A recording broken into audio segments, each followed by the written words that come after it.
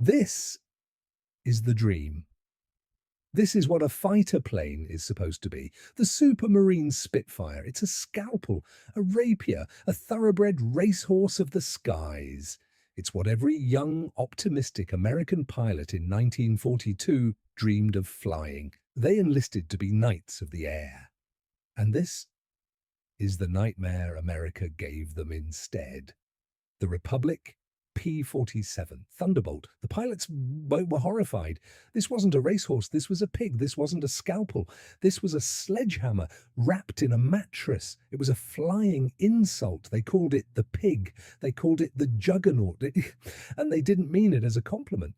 They called it the flying milk bottle, the water buffalo, the flying bathtub. And most cruelly of all, the 7-ton gravestone. It was by a massive margin. But the heaviest single-engine fighter of World War II. It weighed 7 tons when fully loaded. A Japanese Zero weighed 2, a Spitfire weighed 3. The P-47 wasn't a fighter plane. It was a flying brick, a dump truck with wings, and the pilots hated it with a passion. They said, "You can't dogfight in a truck. This thing can't climb, it can't turn, it can't fight." And in their first few disastrous missions, they were 100% right. The skies over Europe were hell. They were ruled by the masters, the German Luftwaffe. Their Messerschmitt Me-109s and Focke-Wulf 190s were killers. They were light, nimble, flown by aces with thousands of hours of experience. They were built for one purpose: to turn and to kill. The P-47 couldn't do either. It wasn't just bad. It was lethal. It wallowed. It groaned. A Spitfire could climb to 15,000 feet in under 6 minutes. It took the pig 9. By the time the P-47 arrived at the fight was over. And if a German pilot got behind one, it was game over. The P-47 couldn't turn. It ploughed through the air like a sedated cow. The Me-109 could turn on a dime. The P-47 pilot had one move: dive. If he tried to turn, if he tried to fight, he was dead. The cockpit would fill with the sound of hissing lead as 20mm cannon shells tore the plane, and the pilot to ribbons.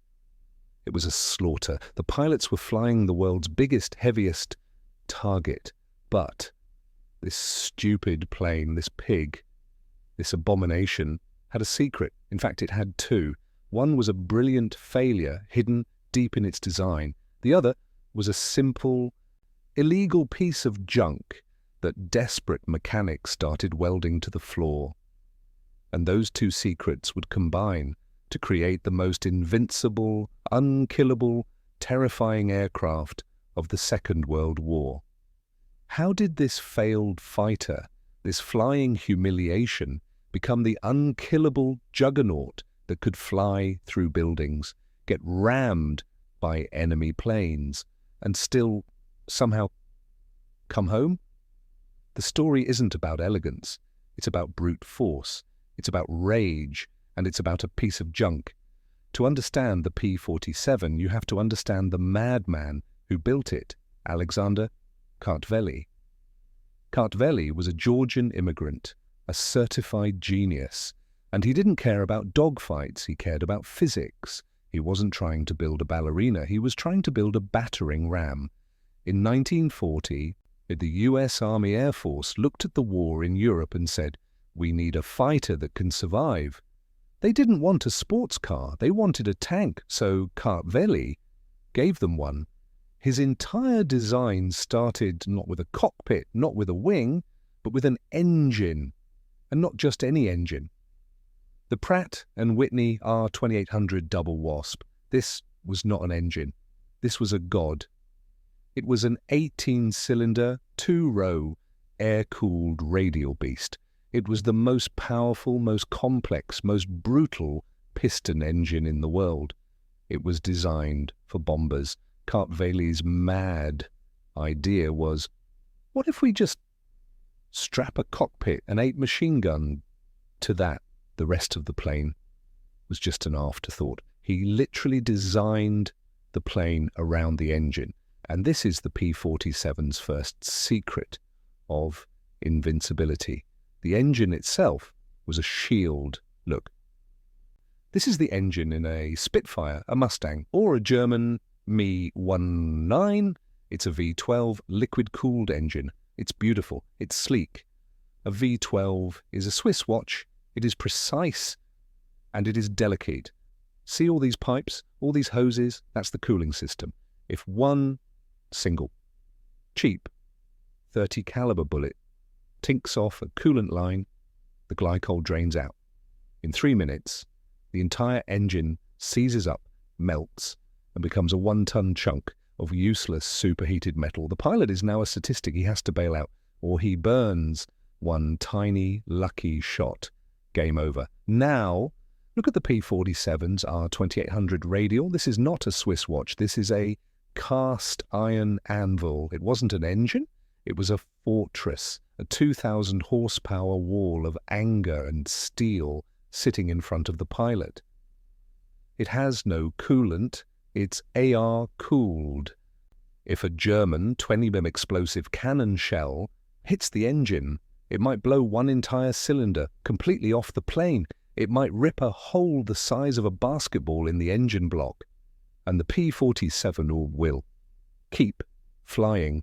The pilot might not even notice for a minute. The engine would shake, it would cough sparks, but 17 other cylinders are still firing. You could hit this thing with an axe, and it would keep running. It ate cannon shells for breakfast.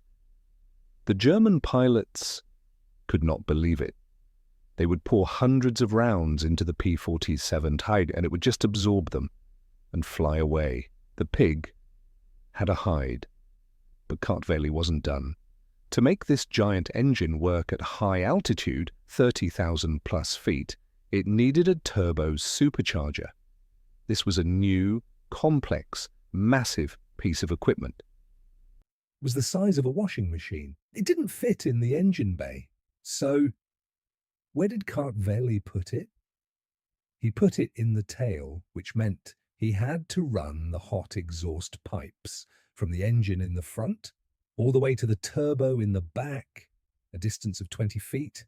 And then he had to run the compressed air all the way back to the engine in the front.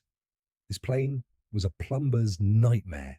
It was insane. It had hundreds of feet of ductwork running through its belly. This wasn't just pipes. This was an intestine, a maze of steel. It was a brilliant failure of design. It was too complex, too heavy. Or was it? This complicated mess of pipes created an accidental miracle. It was spaced armor. It was a void, a black hole for shrapnel, when a 20mm cannon shell hit the belly of the P-47. It didn't hit the pilot. It didn't hit the fuel tanks. It hit a giant steel exhaust pipe. The pipe would explode, the plane would lose power, sure, but the pilot was alive. The pig was built to take a punch from the front, and it was accidentally built to take a punch from the side. The pilots started to realize this juggernaut wasn't a death trap, it was a life raft. So the P-47 survived the high-altitude dogfights, but the war changed. The juggernaut was so big, so tough, and carried so much firepower. Eight 50 caliber machine guns, 4 on each wing, that the army had a new, brutal idea. Stop fighting planes, start hunting tanks. The P-47 became a Jabo, Jagdbomber, a fighter bomber, and it was perfect for the job. It could carry more bombs than an actual B-25 medium bomber from 1941. It was a truck, a delivery van for hell. But this new job, it meant a new enemy, an enemy that was worse than the Luftwaffe, Flak, the Black Cough, German anti-aircraft guns. A P-47 pilot's new job was to fly low, 50 feet off the ground, straight into a wall of German 20mm and 40mm cannons, an invisible, random wall of death. And this was a new, fatal problem. Kartveli's engine shield protected the pilot from the front. The turbo duct shield protected him from the sides, but flak comes from below, and it shreds. It eviscerates. The floor of the P-47 cockpit was just a thin sheet of duralumin. Pilots started dying horribly. They were surviving 200 bullet holes, only to be killed by a single piece of shrapnel coming up through the floor. The juggernaut had an Achilles heel. The pilots were terrified again. The pilots were scared, but the mechanics, the ground crews, were furious. These weren't just pilots. They were their pilots. They were their kids. 19, 20-year-old farm boys from Ohio and Texas. The mechanics would work all night, patching 300 bullet holes in a P-47, only to have to scrape what was left of their friend out of the cockpit with a sponge. They hated it. This wasn't war. This was murder. They had to do something. The official request was sent up the chain. We need armor plate for the cockpit floor. The answer from command: request denied. It will add too much weight. Too much weight? The plane already weighed 7 tons. What's another 50 pounds? Command didn't get it, so the mechanics Did what mechanics do best. They cheated, they rebelled. The story comes from the 510th Fighter Squadron. But it happened everywhere. Their mechanics were desperate, according to the legend. They were stationed near a bombed-out factory in England, and in that factory was a steel boiler. The mechanics liberated it. They cut it up and found it was 3 to 8 inch hardened steel plate. Perfect. They didn't ask permission. They didn't file a report. They stole it. It was an act of pure rebellion. They took these junk pieces of scrap metal and welded them directly to the floor of the cockpit, right under the pilot's seat. It was illegal, it was unauthorized, it was untested, it was, quite literally, a junk weld. It was a filthy, dirty, ugly piece of garbage. and it was the single most important modification of the war.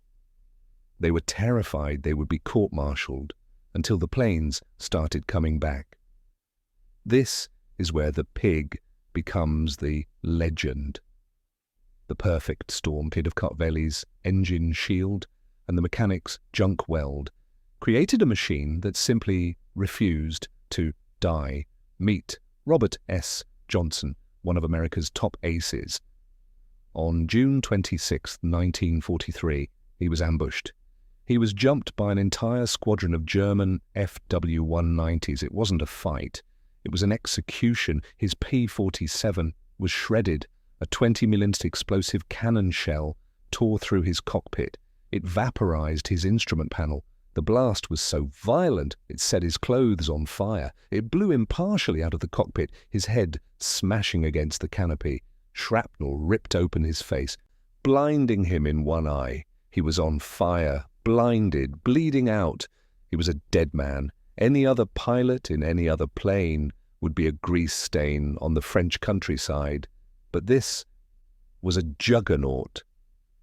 He fell back into the cockpit. He put the fire out with his gloved hands. He was 20,000 feet up, blinded, bleeding, in a plane riddled with holes. And the engine was still running. The pig refused to die. He flew that wreckage for 90 minutes, back across the English Channel, and landed it. When his mechanics pulled him out, they looked at the floor. Lodged deep in that filthy piece of boilerplate they had welded under his seat were 4 more 20mm cannon shells. Shells that had come up from below. Shells that would have cut him in half. The stupid piece of junk steel had worked. The junk weld was invincible. The pilots now trusted the pig. They knew it would bring them home, and they started doing insane things with it. The unwritten rule of the P-47 pilot became, if you're in trouble, aim for the enemy, because a P-47 could fly through things. There's the legendary story of a P-47 pilot who got into a head-on chicken run with a German Me-109. Neither pilot flinched. They hit head-on. The German Me-109 disintegrated. It vaporized into confetti. The P-47 lost its propeller and 3 feet of its wing. The pilot coasted for 10 miles and belly-landed in a field. He walked away. There's the story of pilot William Willis, who was dive-bombing a German airfield. He flew through a forest of trees at the end of the runway. He cut a tree in half with his wing. The impact tore the wing off. But only the outer half. The P-47 kept flying. He flew it back to base with one wing. There's the insane story of a pilot in Italy who was strafing a German truck. He hit it, but he was too low. The truck exploded and the shockwave flipped his P-47 upside down. He cartwheeled, skidded along the ground for 100 yards, and somehow the plane bounced back into the air, and he flew it home. It flew home after cartwheeling on the ground. There's the story of Captain Gabi Gabreski, who returned from a mission. His mechanics looked at his engine. 2 entire cylinders had been blown clean off. The engine had a gaping hole in it. Gabreski hadn't even noticed. He just thought the engine was running a little rough. This invincibility, this sheer, stubborn, pig-headed toughness turned the P-47 into the most feared ground attack weapon of the war. This wasn't warfare, this was extermination, it was terror on wings. It wasn't just surviving flak, it was ignoring it. Pilots would intentionally fly straight at German flak towers because they knew their 850 caliber machine guns would shred the gun crews before the crews could hurt the plane. You have to understand what that sounds like. That's 4,200 rounds per minute. That's not strafing. That's a buzzsaw made of lead and fire. A 1-second burst would hit a German truck, and the truck would cease to exist. It would be eviscerated. They would attack trains. A Spitfire would poke holes in a train. A P-47 would hit the locomotive with 8 guns, and the entire boiler would detonate. They would fly through the steam and unzip the next car, and the next, and the next. A German staff car knew if it was attacked by a Spitfire, they might survive. If it was attacked by a P-47, you were dead. The pig, the flying milk bottle, had become the juggernaut, and the GIs on the ground loved it. In the Battle of the Bulge, when American GIs were surrounded, freezing, dying in the snow, the only thing they prayed for was a break in the clouds, because they knew the moment the sun came out, the pigs would come. The sound of that R2800 radial engine was the sound of salvation. It was the sound of revenge. The pig had become the angel. The pilots who had hated the plane, who had mocked it, now loved it. They trusted it with their lives. They knew it was the only plane in the sky that would guarantee to bring them home. They called it the unkillable beast, the guardian angel. The legacy of the P-47 is a story of brilliant, ugly, stubborn genius. It's the ultimate Che J Ken story. It wasn't elegant. It wasn't beautiful. It was tough. It was a 7-ton sledgehammer designed by a mad genius who put the engine first and saved by the junk weld of a mechanic who put his pilot first. It was the pig that became a king, the juggernaut that couldn't be stopped, the flying milk bottle that delivered nothing but victory.